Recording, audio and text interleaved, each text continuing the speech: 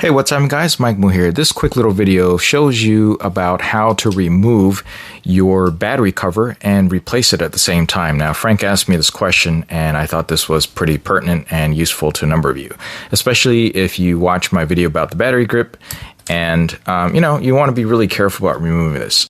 Here's a really close-up look at the way the mechanism works. This switch you want to flip down to get these two pinholes right here, one over there, to slide back inside. Okay, that's how it grips and holds directly in there. So just those two pieces here is what holds the battery cover into the camera. Okay, so this is the inside of course, the A7 III, but it's going to be the same with any other one. Over here, you're gonna see right over here, there's this little switch. What you're going to want to do is flip it.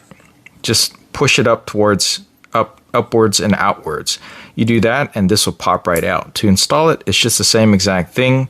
You just flip it up this way, upwards this way, out here, and put it back in place. Now when you put it in place, you're going to want to wiggle it a little bit, make sure that it fits in completely nice and solid. There's nothing worse than using it without it being solid. So here it is from another angle.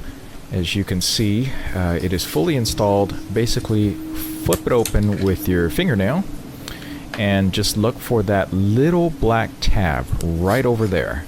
And you're just going to flip it outwards. Basically, there's only one direction. So flip it outwards in the cover door. That will move the pins back into the actual cover, and then that would release it from the camera itself. Of course, to reinstall, it's just the same thing again. Just pull it to move the pins back in, stick it right back in, and just ensure that it's in properly. All right, that's it for this video. Please give it a like, subscribe for more. Thanks for watching.